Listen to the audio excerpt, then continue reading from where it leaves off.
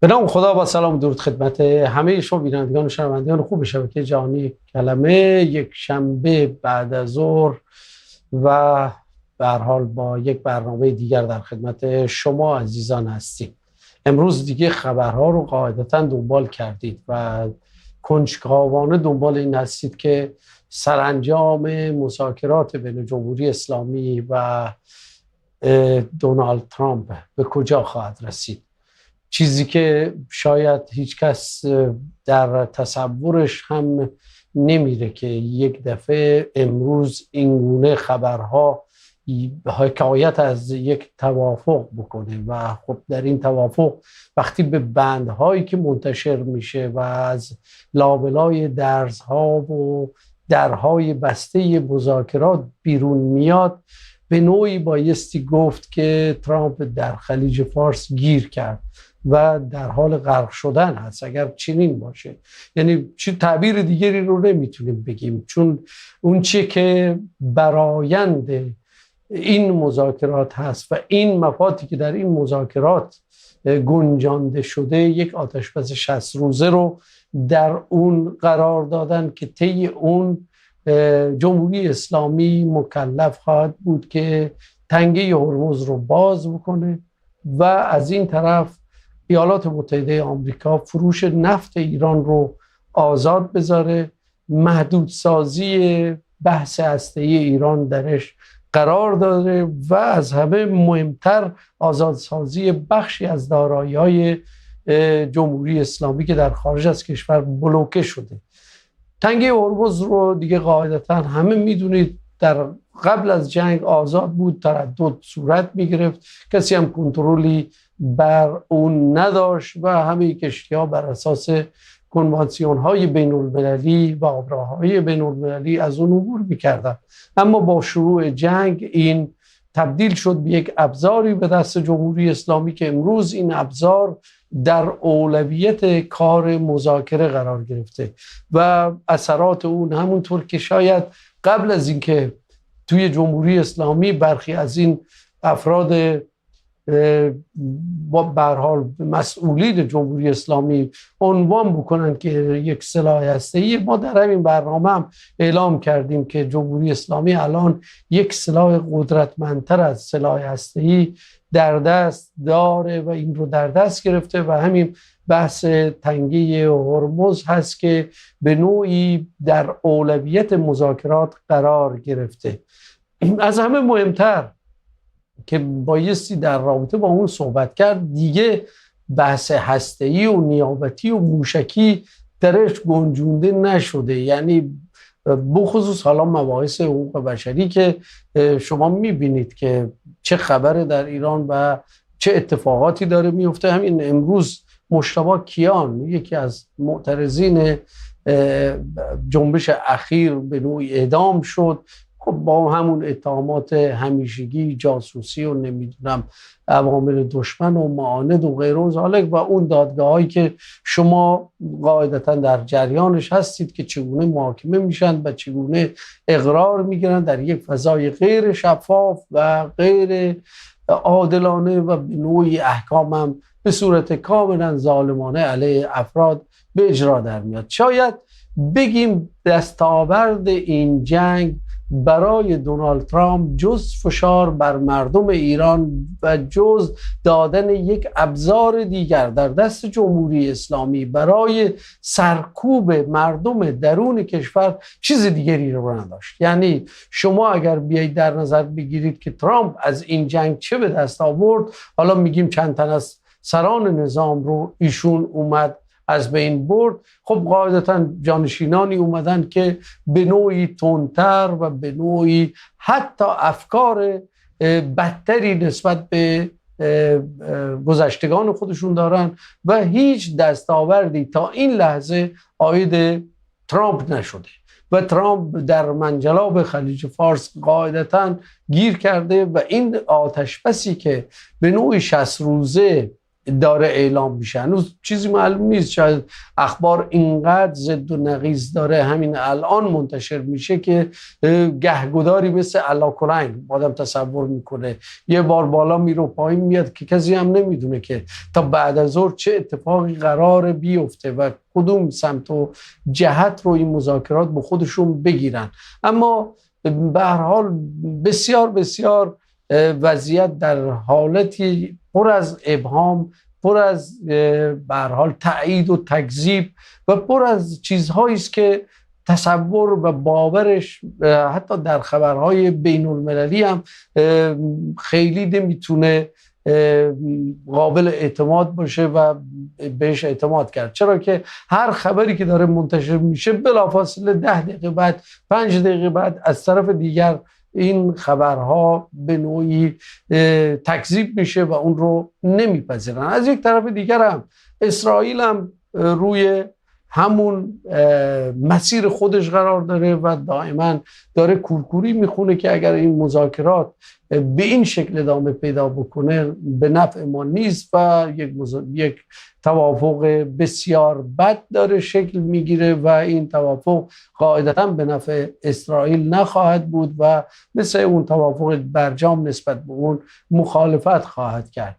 چیزی که واقعاً امروز در جامعه ایران بیشتر از همه دردناک هست وضعیت داخلی کشور هست و وضعیت بحرانی معیشت هست، وضعیت اقتصادی مردم هست که در آستانه عید قربان هم قرار دارن و قاعدتاً عید قربان امسال با عید قربان سال گذشته برای مردم ایران بسیار بسیار متفاوت‌تر خواهد بود با سختی هایی که بر اونها داره تحمیل میشه که باز بر اساس اون وظیفه‌ای که هست عید قربان رو من پیشاپیش تبریکم عرض میکنم خدمت همه مردم بزرگوار ایران و مسلمانان دنیایی که در حال ایام ذی‌حجه است و در حال اجرای مناسک حج هستند و به نوعی همشون به هر حال بر اساس اعتقادات خودشون دارن دعا میکنن که روزگار خوشی بر سر جهان اسلام بیاد، جهان اسلامی که امروز درگیر هزاران و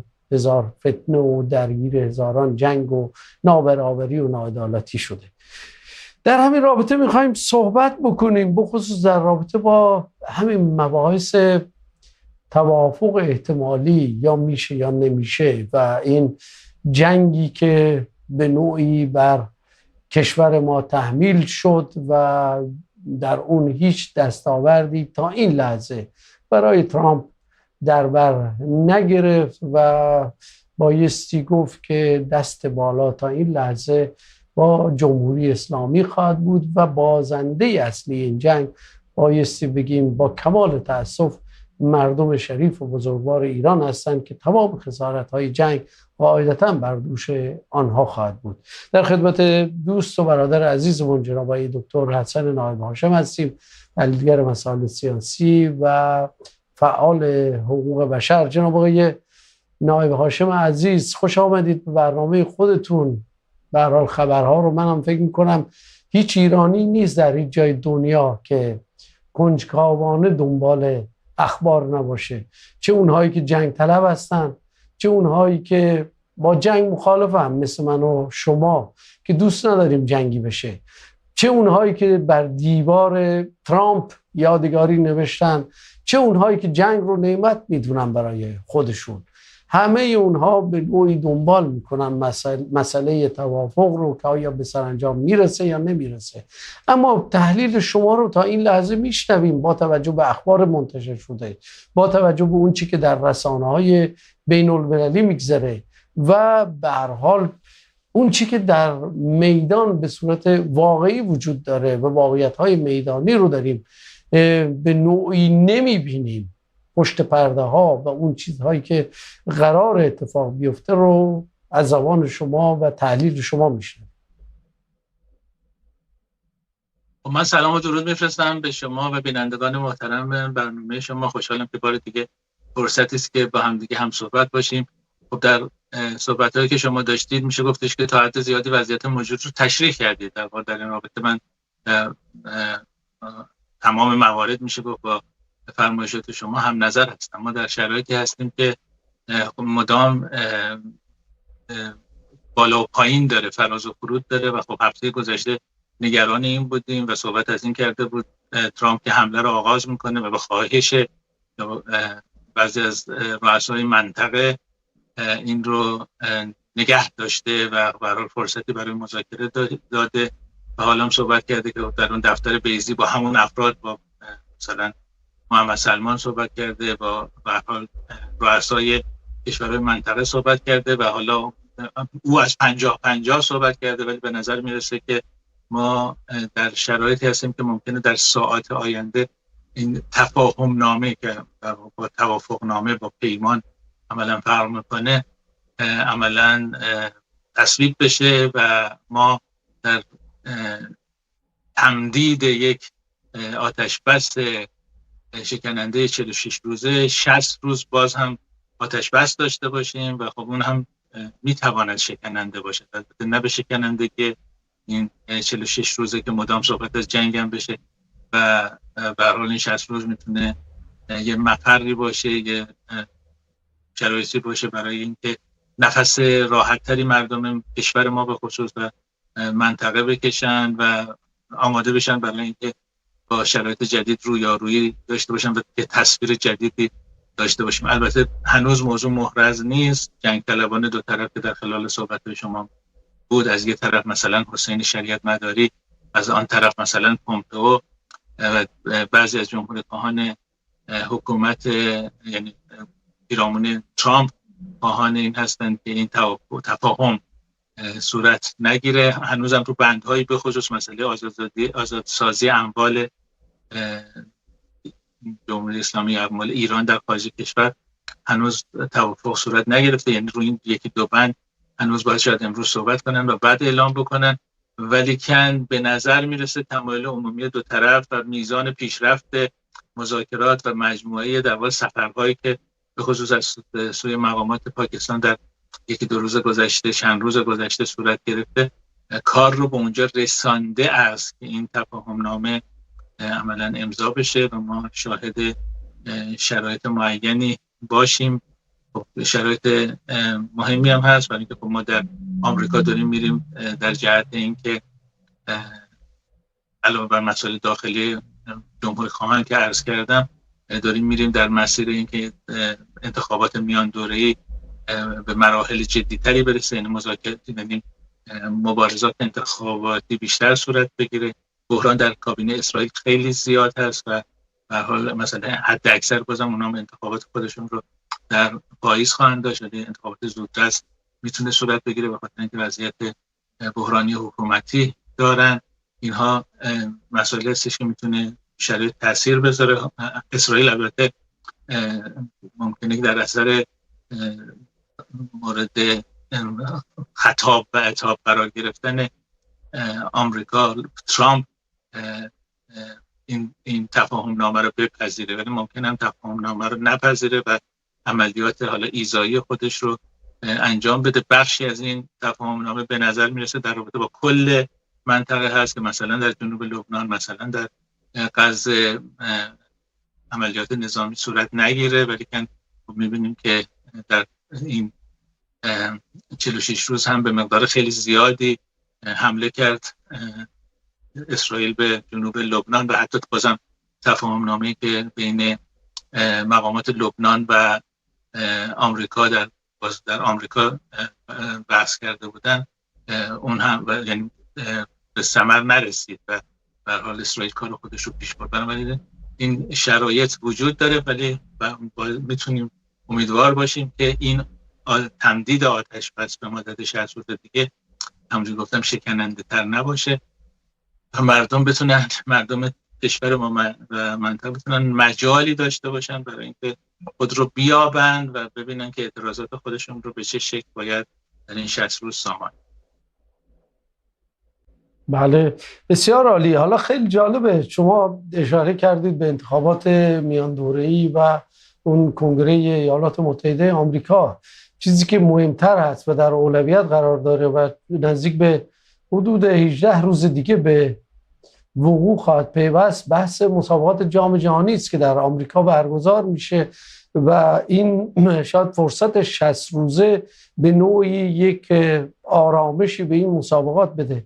جناب دکتر نایب هاشم، به نظر شما آیا ترامپ، این رو قاعدتا همه ما میدونیم که ترامپ به هر حال اگر به اون خواسته های خودش نرسه، به نوعی در دنیا شاید بگیم که اون هیبت و هیمنه ایالات متحده آمریکا رو زیر پا گذاشته و خودش و همه ایالات متحده آمریکا، یعنی دیگه کسی شاید اون اعتمادی که به ایالات متحده آمریکا داشتن رو نداشته باشه، از جمله خود همین کشورهای حوزه خلیج فارس. حالا به نظر شما با توجه به اینکه مسابقات جام جهانی هم تا حدود 18 روز دیگه برگزار میشه، آیا این میتونه به عنوان یک حالا تله یا یک نقشه یا یک به هر حال استراتژی باشه برای اینکه این مسابقات رو به پایان برسونن و در یک جو آرامش قرار بگیرن و بعد بیان دنبال اون چیزهایی که از ابتدا جنگ رو آغاز کردن، به خصوص بحث هسته‌ای و موشکی و نیابتی که از همه مهمتره که در این رابطه هیچ صحبتی در مورد اونها نشده و از همه فقط تنها یک نقطه رو در نظر گرفتن و اون تنگه هرمز هست. گویا همه این موضوعات کنار گذاشته شده و اولویت تنگه هرمز به گونه‌ای برجسته شده که همه رو در تحت شعاع قرار داده.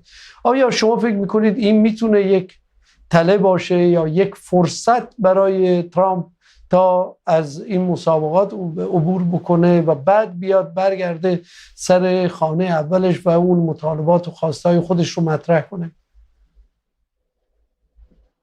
بله، شما کاملا دقیق میفرمایید. این یک فرصت برای همه.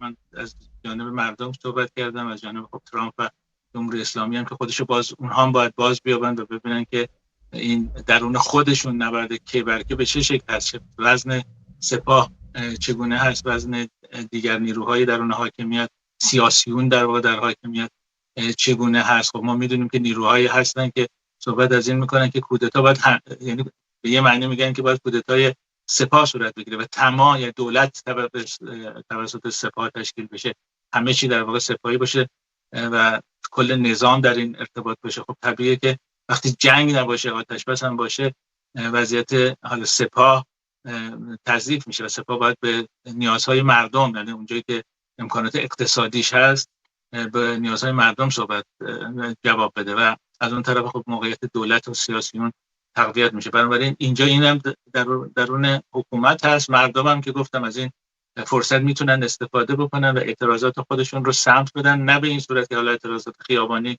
داشته باشن و به تعداد کثیر کشته بشن، ولی که میتونن در واقع اعتراضات وسیع‌تری رو صورت بگیرن. شکلش رو در واقع باید حتما پیدا بکنن که چگونه حرکت بکنن که به خواستای خودشون بیشتر برسن، از اون طرف گزندگی معینی برای حکومت داشته باشه. حالا اینا رو باید ببینیم، یعنی باید ببینیم که جامعه مدنی ایران، خود مردم کشور چگونه استفاده میکنن. در اون طرف هم همینطوره، یعنی گفتم که چه در حالا جدا از مسئله حالا سپاه و دولت، در اون خود سیاسیون، حالا مثلا آقای حسین شریعت مداری رو باید در چارچوب مثلا سیاسیون تلقی کرد که مدیر مسئول روزنامه کیهان هست، ولی اون تندروهای درون چیز مثلا جبهه پایداری اونها با سیاسی تلقی میشن. حالا همه اینها توی سپاه نفوذ دارن، سپاه تو تمام اینها نفوذ داره، ولی که به طور مشخص درون اونجا چه خواهد گذاشت. از اون طرف هم مسئله‌ای که در مورد آمریکا هست، چگونه میتونن حداقل جمهوری خواهان درون خودشون مسائلشون رو تخفیف بدن، حالا چگونه بتونن با دموکرات‌ها به نتایج برسن یا نرسن یه بحث دیگه است. چیزی که من تو تمام صحبتم عرض کردم اینه که تمدید آتش بس قراره صورت بگیره. خب این آتش بس بوده 46 روز بوده، قراره که بشه 106 روزه. بنابراین یه تمدید 60 روزه 2 ماهه برای این اصلا، نه این که بعض همش هم از تفاهم صحبت کردم، هنوز توافق صورت نگرفته. به هر حال رئیس ارتش پاکستان صحبت از این کرده با این امیدواری‌هایی که مطرح کرده که ما بتونیم مذاکرات رو آغاز بکنیم، دوباره دور دوم مذاکرات. ما فقط یه روزه مذاکرات در اسلام آباد داشتیم و خب باید دور بعدی صورت بگیره در همون سطح یا سطح بالاتر. ترامپ هم گاهی اعلام آمادگی کرده که حضور پیدا کنه در مذاکرات بعدی. ترامپ به هیچ وجه از مواضع خودش تا همین امروز هم نگذشته. این بحث سر فقط همین تمدید آتش بس از موضوع هم شما فرمودید موشکی، موضوع مسائل منطقه‌ای و موضوع هسته‌ای باقی مونده.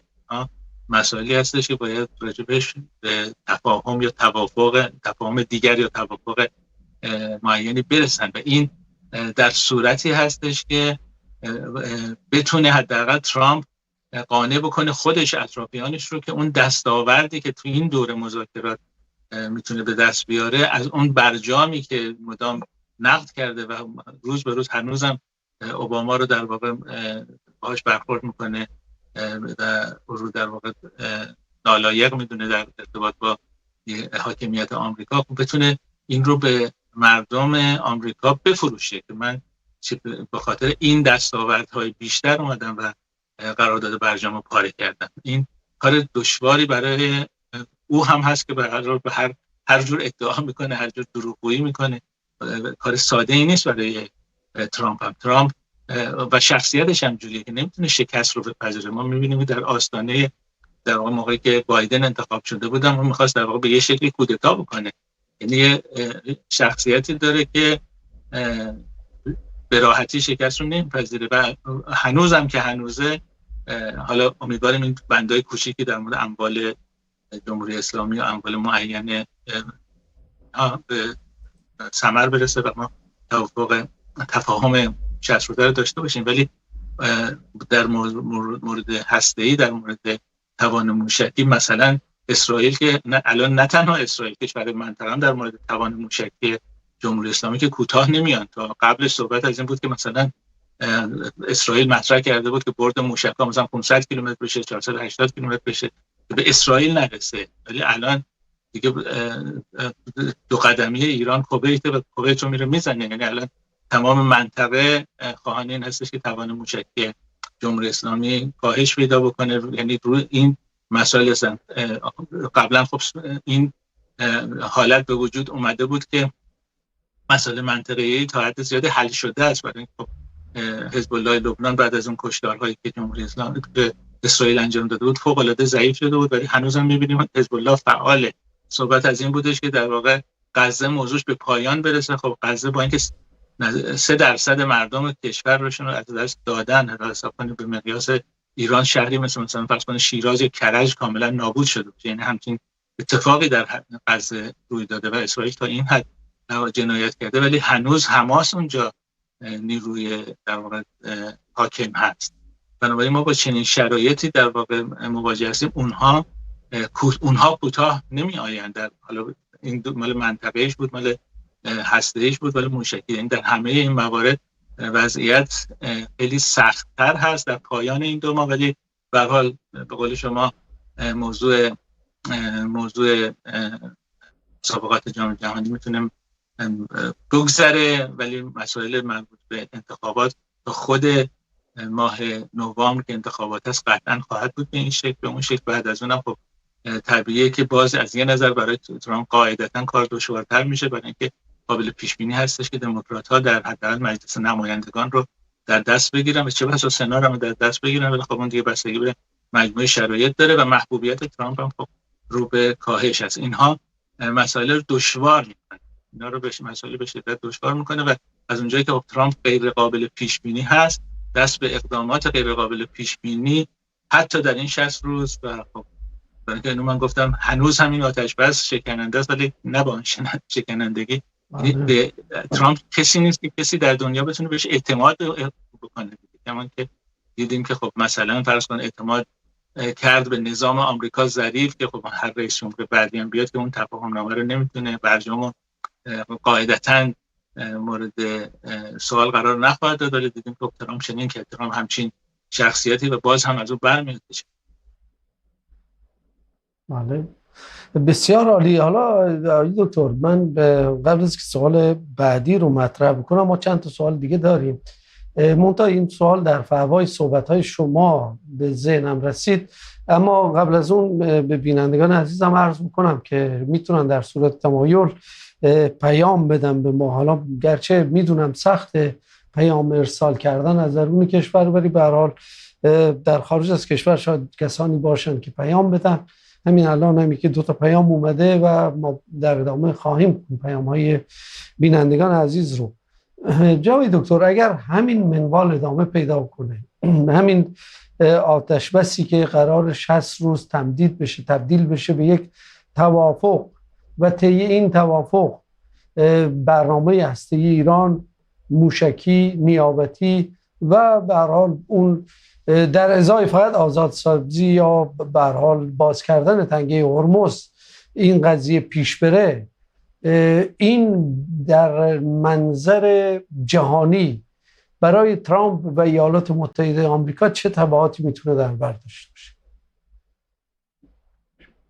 خب در اول به هر حال خوشایند خواهد بود دیگه، برای اینکه خب نفتی که بالای $100 هست خب میاد پایین‌تر، یعنی مشخص در اینکه خب تونسته ترامپ هم تا حدی کنار بیاد قطعا خوشایند خواهد بود. این مسئله کلی از نظر جهانی هست، ولی که به طور کلی ترامپ هم یا دستگاه آمریکا مایل نیست که دوباره شرایط کامل به دور قبل برگرده و مثلا همون نفت $70 حدوداً برسیم، برای اینکه خب خودش جزو الان صادر کنندگان نفت به حساب میاد، به شکلی نفت ونزوئلا رو به قول خودش در دست گرفته. بنابراین از اون طرف مثلا امارات عربی متحده از اوپک خارج شده.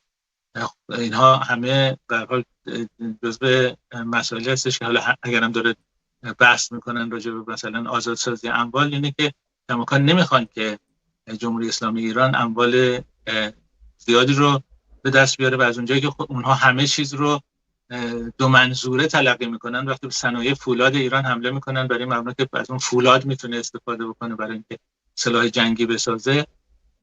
بنابراین در خیلی از حملات رو با این بهانه انجام دادن، بنابراین خب به میادین نفتی ایران حمله کردن.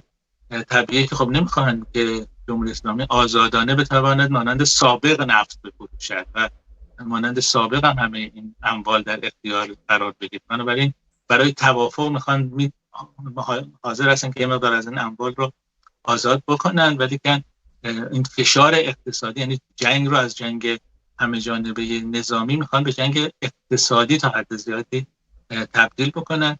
و از اون طرف مناسبات ترامپ درسته که خب به هر حال در کشورهای منطقه همراه بوده، ولی که فشارهایی که ایجاد کرده از نظر کشورهای منطقه، به خصوص بحرین، به خصوص عراق، به خصوص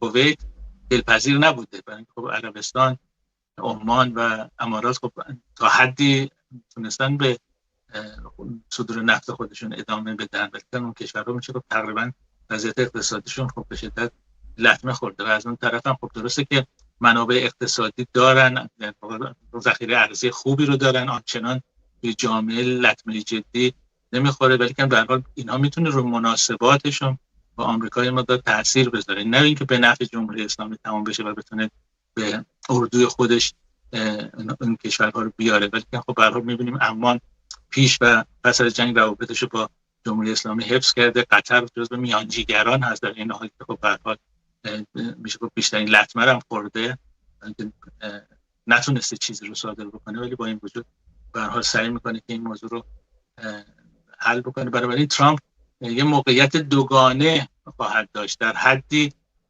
در واقع ازش حمایت خواهد شد برای اینکه بالاخره نهایتاً موافقت کرده با مسئله آتش بس، ولی از طرفی مجموعه عملکرد این مقطعش از جمله برای رهبران منطقه مطلوب نیست. یعنی حالا از جانب اسرائیل مطلوب نیست برای اینکه تندتر از این نبوده، از این جانب از جانب این کشورها حالا هرچند کمتر صداشون در بیاد بیشتر صداشون در بیاد مطلوب نیست، برای اینکه خب تلاش کافی نکرده برای اینکه کار به اینجا نرسه. بنابراین این موقعیت مشخص ترامپ باید بود که تو این 60 روز هم باید ببینیم که چگونه بازی میکنه دیگه. همونطور که گفتم اینطوری نیستش که به خصوص حالا در مذاکراتی که برای توافق باشه به راحتی کوتاه بیاد، یا کلا دور دسته آمریکا این ترامپ و دور و بریاشون راحت کوتاه بیاد. ولی از طرف دیگه به این رسیدن که از طریق جنگ پیروز نخواهند شد و این جنگ پیروز میدان نخواهد بود، اینکه یک طرف کاملا بر دیگری پیروز بشه نیست، حالا چه جمهوری اسلامی ایران باشه چه آمریکا باشه. اون بازدارندگی که ازش صحبت میکنن با همین توان موشکی پهپادی عملا تأمین شده هست برای جمهوری اسلامی و به هر حال مجموعه مسائل باقی میمونه و ترامپ در یه موقعیت دوگانه قرار میگیره که الان کاملا نمیتونیم بگیم شرایط 60 روز دیگهش دقیقاً چه خواهد، ولی از این دو زاویه میتونه مطرح باشه و مجموعه کارکردی که او و دار و دستش داشته باشن، دستگاه اداریش داشته باشن اهم. بله بسیار عالی. آقای دکتر بیننده پیام داده: سلام و درود بر آقای سوری و استاد نایب هاشم. از آقای استاد نایب هاشم سوالی داشتم: چرا ترامپ البته با اون ادبیات خیلی ساده و روان خودش صحبت کرده، چرا ترامپ در حق مردم ایران نامردی کرد و دول خلیج فارس رو هم کاری براشون نکرد که حکومت آخوندی به وسیله مردم سرنگون شود؟ حالا ترامپ باخت، با آخوند پیروز شد. فقط کاری که ترامپ کرد زیر ساختهایی که مربوط به ایران بود رو نابود کرد و مردم ایران در فقر بیشتر قرار داد. این حکومت چنان زخمی است که مثل سگ هار پاچه همه رو میگیره. ننگ و شرم بر ترامپ و نتانیاهو. این پیام بیننده، این پیام شما رو من خوندم و در نهایت هم سلام بر آقای نایب هاشم، لطفاً در این رابطه توضیح بدهند. فکر کنم گفتن، ولی به هر حال آقای نایب هاشم سوالی دیدگاه یک بیننده است، اگر مطلبی هست بفرمایید. بله، مجموعه عرایضی که من تا حالا داشتم، فرمایشاتی که شما داشتید، به هر حال بازنده این وضعیت با مردم ایران هستن که خب شرایط اقتصادی براشون به مراتب بدتر شده. مردم منطقه هستن که توسعه کشوریشون خب دچار اخلال شده. یعنی اینکه ما با در خلال سالهای گذشته همونجوری که کرونا به اقتصاد جهان لطمه جدی زد، شاهد این خواهیم بود که این جنگ 40 روزه، آتش بس شکننده، جنگ 12 روزه چه لطماتی زده. ما الان قطر باید چند سال طول میکشه تا به شرایط پیش از جنگ برگرده، برای مثال دارم میگم. بنابراین خب اینا توسعه این کشورها لطمه خورده. حالا ممکنه که مردم اون کشور خیلی احساس نکنن، برای اینکه خب ذخایر ارزی هست، امکانات جهانی است. مردم کشورهای دیگر خب خیلی لطمه میبینن، کشورهای آفریقایی، کشورهای آسیای جنوبی، آسیای دور، اینها همه لطمه دیدن، لطمه میبینن. سهمیه بندی های بنزین در عوض شده، مسئله در واقع غذا در همه جا افزایش پیدا کرده قیمتش. خود مردم ایران خب طبیعیه که بیشترین آسیب رو دیدن. کالاهایی هستش که چند برابر شده، کالاهایی هستش که چند ده برابر شده، به خصوص داروهای کمیاب. ما تو این شرایط مواجه هستیم. اینها رو خب به هر حال جنگ ایجاد کرده دیگه. جنگ و در این جنگ 40 روزه دیدیم که به زیرساخت‌ها لطمه حمله شد. میادین نفتی رو یاد کردم و تأسیسات فولاد رو یاد کردم و مسائل نظری.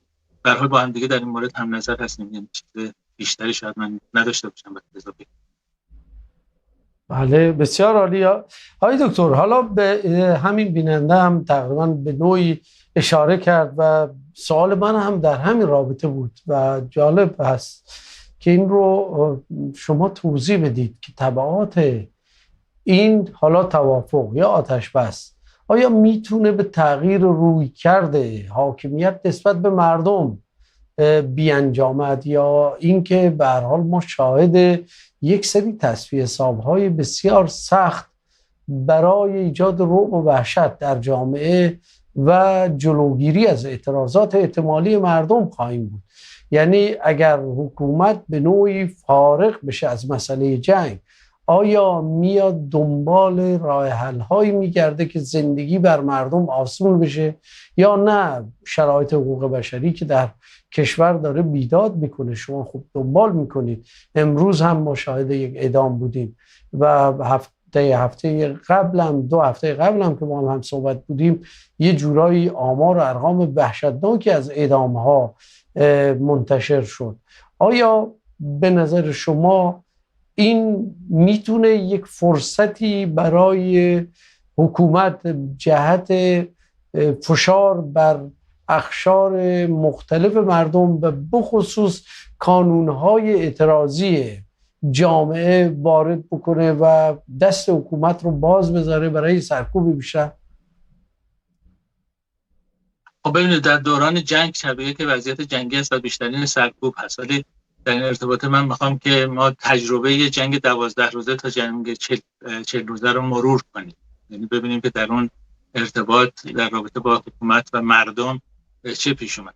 طبیعیه که الان که وضعیت جنگی هست، الان که اعدام هست، به خصوص اعدام سیاسی هست، به خصوص اینکه به راحتی افراد رو به جاسوسی اسرائیل و آمریکا متهم میکنن و میکشن، خب هنوز این جو وجود داره. امروز اگر اعلام آتش بس بشه، تمدید آتش بس بشه، اینطوری نیستش که فردا در واقع مردم میتونن اعتراضات وسیع انجام بدن، ولی که به طور کلی امکانات جمهوری اسلامی در زمان جنگ، خود جنگ، به دوران معینی که هنوز شرایط جنگی محسوب میشه، که هنوز این شرایط رو شاهدش هستیم، برای سرکوب قطعا بیشتره. ولی در تداوم نه جنگ، در تداوم آتش بس، مردم به نظر من خودشون رو میابند، به خصوص این شرایط خودشون رو میابند، چون هیچ چیزی در جمهوری اسلامی بهتر که نشده، که بحث سر اینه که تا چه حد بدتر میشه و بدتر شده است. خب یعنی هیچ چیزی رو جمهوری اسلامی نتونسته بگه خب من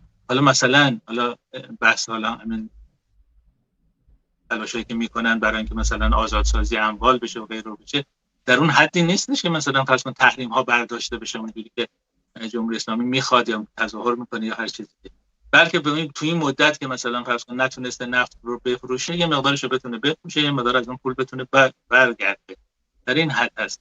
اینکه امکانات مالی جدید جمهوری اسلامی بتونه داشته باشه که بتونه مردم رو راضی بکنه به مسائل دیگر نیست. بنابراین هم تضادهای داخلیشون که الان هم هست، حتی در جنگ هست، به نظر من بیشتر اوج پیدا میکنه. به از دل اونها مردم میتوانند با هوشیاری راههایی رو پیدا بکنن که در واقع اعتراض خودشون رو به ثمر برسونن. در اون دور خب هم دوران در واقع دیما، خب اعتراضات خب طبیعیه که شروع شد. حالا ممکنه که این نیرو یا اون نیرو سعی کرده باشه بر هیزمش آتش بریزه، نفت بریزه، سعی بکنه که یه مقدار در واقع اون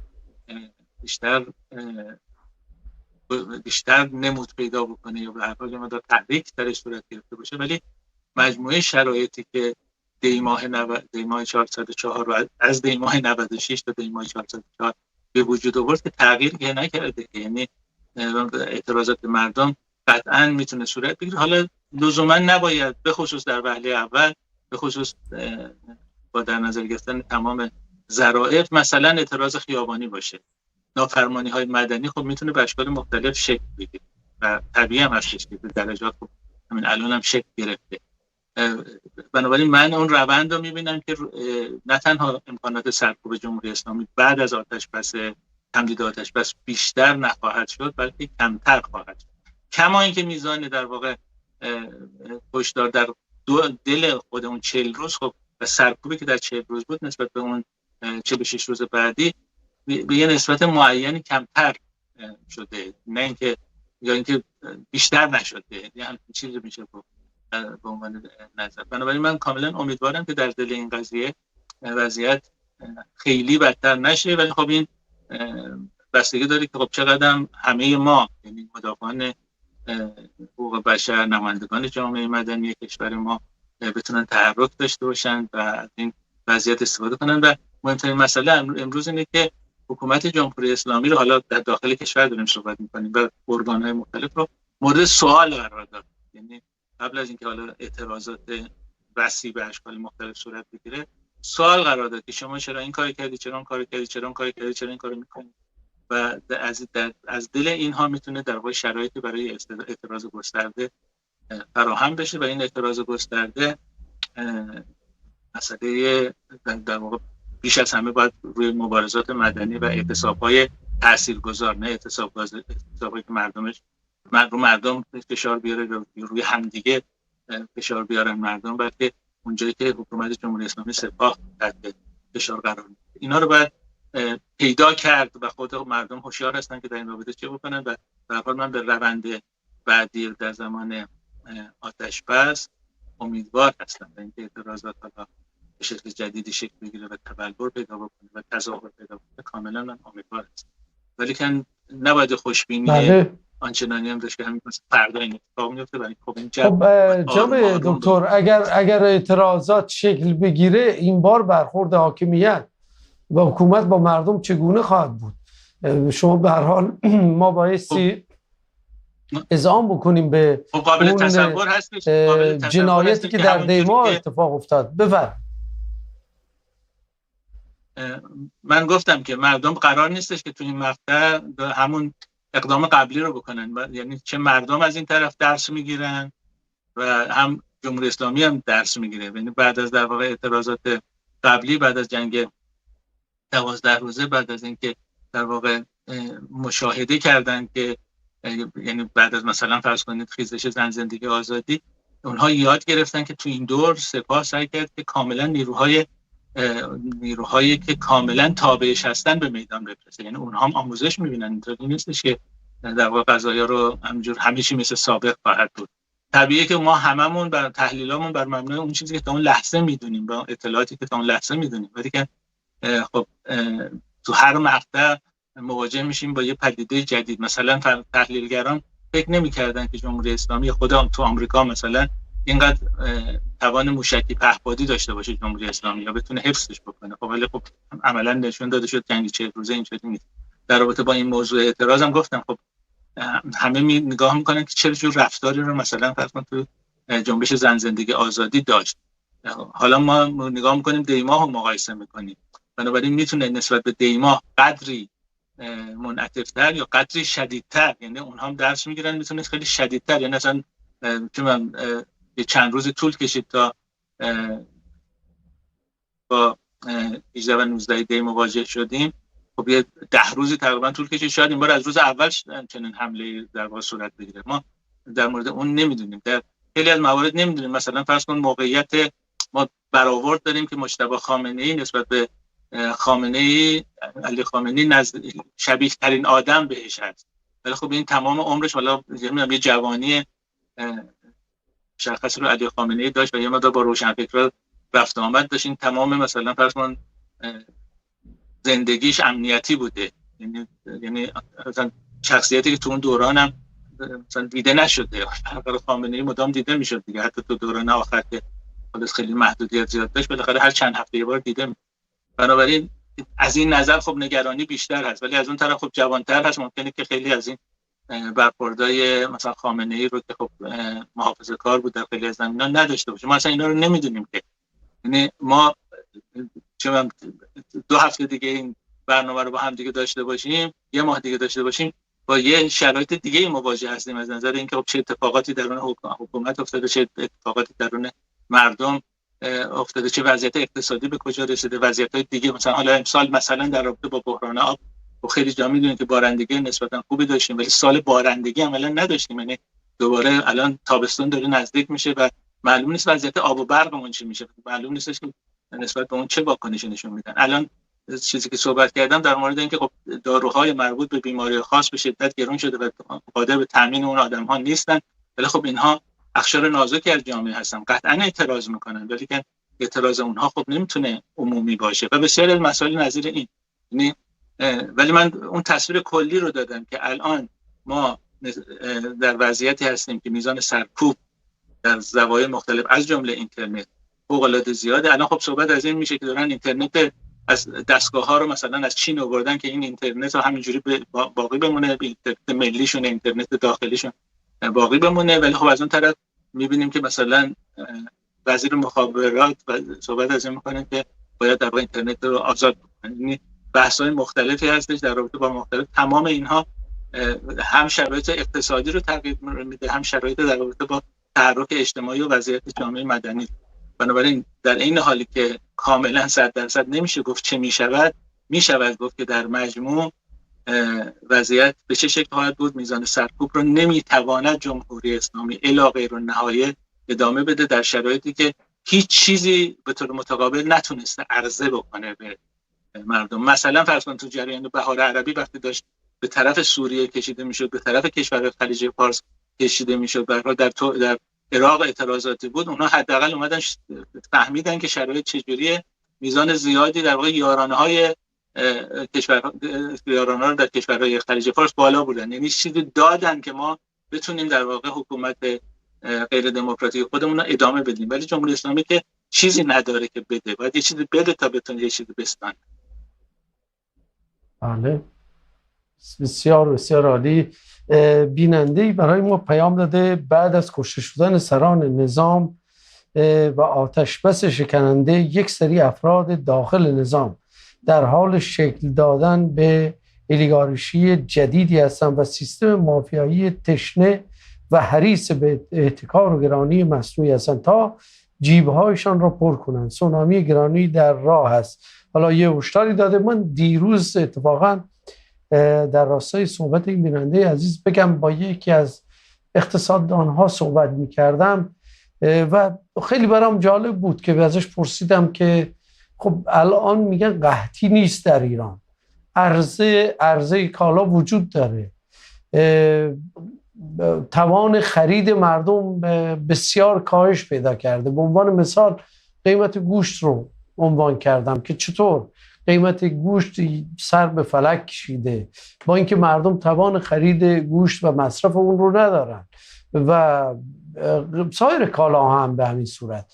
چگونه میشه با توجه به کاهش تقاضا و افزایش عرضه، یعنی ما فعلا در عرضه مشکلی در کشور وجود نداره ولی کالاها داره دائما گرون میشه، بحث همین مافیا رو صحبت کردن و دستهایی که در کار هستند و واسطه هایی که میان هر کدومش یه چیزی روی یک جنسی میکشن و جنس آخر و در نهایت اون مصرف کننده‌ای که جزء طبقات محروم و مظلوم جامعه است با یه توان به جور و بار همه این بی‌مسئولیت های ظالمانی که امروز اینگونه بر مردم سوار هستند رو بدن. این به هر حال چیزی که این دوست اقتصادی ما صحبت کرد. دیگر بیننده‌ای هم پیام داده اصلا سوال اساسی اینجاست چرا آمریکا و اسرائیل باید بخواهند آخوندها رو از ایران بردارن و شخص یا جریان دیگری رو جای اونها بیارن. واقعا چه کسی در خاورمیانه بیشتر از آخوندهای ایران به نفع پروژه های آمریکا کار کرده است؟ شما مسئله عراق رو ببینید. بعد از سقوط صدام بیشترین نفوذ رو در جریانهای نزدیک به ایران پیدا کردند و عملا شرایطی به وجود اومد که در نهایت به نفع آمریکا هم تمام شد. افغانستان رو هم ببینید. در بعضی قضایا و تحولات رد پای همکاری ها و هماهنگی هایی دیده می شود که حتی افرادی مثل محمود احمدی نژاد هم در بعضی سخنرانی ها و مصاحبه ها به بخشی از این مسائل اشاره کرده است. موضوع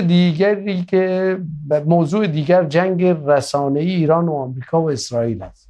این جنگ ها باعث شده چهره آخوندها در بخشی از افکار عمومی جهان مظلوم و حتی قهرمان جلوه داده شود، در حالی که قبل از این خیلی ها روح الله خمینی را یک جنایتکار جنگی می دانستند، اما بعد از این درگیری ها ناگهان بعضی ها او را شهید و نماد مقاومت معرفی کردن. من فکر میکنم اینجا منظورتون آقای خامنه‌ای بوده، حالا گفتید روح الله خمینی. یکی دیگر از ضررهای این فضا این بود که افراد بیدین و سکولار از طریق رسانه‌ها و شبکه‌ها مشهور شدند. افرادی که اصلا اعتقاد دینی ندارند اما از همین تریبون‌ها چهره شدند. حتی بعضی استادها و چهره‌ها مانند اسم گرفتید که کاری به اینها نداریم مشهور شدند حالا شما با ادامه دادید، مثلا رضا پهلوی به عنوان یک چهره سکولار مطرح شد، در حالی که از دید ما سکولاریسم یعنی کنار زدن دین از زندگی و سیاست و همین جریان تلاش کردند که او به تفکرش را بی بدیل معرفی کنند. و نکته مهمتر این است که اسلامی خواندن جمهوری اسلامی اشتباه است، چون از دید ما آخوندها به دینی که به آن باور داریم حقیقتا اعتقاد ندارند و بیشتر از دین به عنوان ابزار سیاست استفاده می کنند. به همین دلیل بسیاری از این حکومت ها را نه یک جمهوری اسلامی بلکه یک جریان سیاسی و قدرت محور می دانند که نام اسلام را بر خود گذاشتند. من پیام شما رو سعی کردم کامل بخونم، جز اونجا چند تا اسم گرفتید که من بر اساس حسب وظیفه و اخلاق اسم دوستان رو نمیارم اینجا. شما اسمها رو بردید که به هر حال درست نیست که اسمها برده بشه. جناب آقای دکتر عزیز، بفرمایید در رابطه با همین پیام ها، 2 تا پیام داشتیم، یکی در رابطه با گرانی ها صحبت کردی، که هم در رابطه با اینکه به هر حال پیامشو من خوندم و اینکه آمریکا اصلا نمیخواد که حکومت آخوندی از بین بره و خب جریانات مختلفی هم هست. شما حالا به کمپانی های تولید اسلحه هم نگاه بکنید، یه جوری جمهوری اسلامی خیلی کمک کرده به این کمپانی ها و رشد سهامشون در دنیا و به هر حال اون ذخایر اسلحه‌ای که در خاورمیانه گسیل شده به نوعی باعث اشتغال و رونق اقتصادی بخش بزرگی از اقتصاد کشورهای تولید کننده اسلحه رو داشته. آیا بر این باور هستید که ایالات متحده آمریکا واقعا نمیخواد که آخوندها از ایران برن؟ خب من بس به ترتیب بعضی از این مطالب بپردازم، وقتم فکر می‌کنم کم باشه. در مورد قحطی، خب ما با قحطی با اون تعریفی که در جهان داریم خب مواجه نیستیم در کشور خودمون. من گفتم که به هر حال در کشورهای خلیج فارس از اونجایی که خب ذخایر ارزی بسیار هست ممکن اصلا هیچ تفاوتی دیده نشه، ولی در رابطه با جمهوری اسلامی حداقل الان در رابطه با سوخت می‌بینیم دیگه در شهرهای جنوبی کشور، شهرهای شرقی کشور، جنوب شرقی کشور صف‌های طویل هست برای بنزین و سوخت و به هر حال کمبودها داره یواش یواش نمود پیدا می‌کنه. ولی وقتی که به دست مردم نرسه یا بخشای زیادی از مردم نرسه، ما داریم به مرحله میرسیم که کسانی که فقر مطلق دارن، فقر شدید دارن تعدادشون هر چه بیشتر افزایش پیدا می‌کنه. بنابراین ما به مرحله کمبودها داریم میرسیم. حالا در مورد آب و هوا و برق بود و حالا اینترنت، حالا میتونه به موارد در واقع ارزاق عمومی هم بکشه. هنوز نشده، ولی خب این کمبودها وقتی به دست کسی هم نرسه کمبوده دیگه. وقتی که دهک‌های متعدد اجتماعی نتونن گوشت بخورن، خب طبیعیه که این به یه معنی به طرف قحطی رفتن. خب قحطی رو در رابطه با همین جنگ هم کشورهای آفریقایی تجربه خواهند کرد. بعضی از کشورهای فقیر آسیایی تجربه کردن میکنن.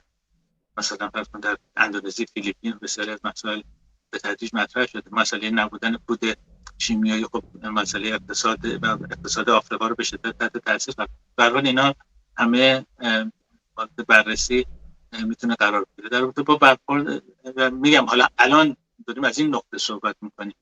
در رابطه حالا با موضوع این که مافیایی هست، مافیا همیشه بوده دیگه. ما برای بورس قرار دوباره فعال بشه و ببینیم که چگونه شکل میگیره، چه نیروهایی در مقابل چه نیروهایی تو وضعیت اقتصاد سفارایی میکنن. ولی به طور کلی باید برای اون دزدی و اختلاس هم پولی باشه که بتونن این کارو انجام بدن. یعنی ما به هر حال میتونیم بگیم که اقتصاد ایران تو دوران جنگ تو این مقطع لطمات بیشتری خورده. تشدید تحریم ها لطمات بیشتری رو زده. این محاصره حالا دریایی لطمات معینی رو زده. اونها اگر هم آزاد بکنن دیگه خیلی اوورت و باز و به شدت راحت که این اموال رو آزاد نمیکنن. بنابراین این باید اموالی باشه برای دزدی، اموالی باشه برای مافیا، نه اینکه نیستن، نه اینکه هنوز به اونجا رسیدیم. ولی خب از یه طرف اگه شرایط به اینجور ادامه پیدا بکنه، مسئله شورش‌های مختلف اجتماعی مطرح است. ما شاهد بودیم که مثلا تو آرژانتین در مقطع مشخص مردم شورش کردن در تمام کشور، مثلا به سوپرمارکت‌ها. بنابراین حالا ما خوشبختانه تو اون مقطع نیستیم، امیدوارم هرگز تو اون مقطع قرار نگیریم، ولی که جامعه دوره میره در جهت این روند و این روند میتونه خطرناک باشه، در جهت ونزوئلایی شدن، در جهت نوازی واقعی شدن، در جهت آرژانتینی شدن توی از این نظری که گفتن و بسیاری مسائل نظیر این.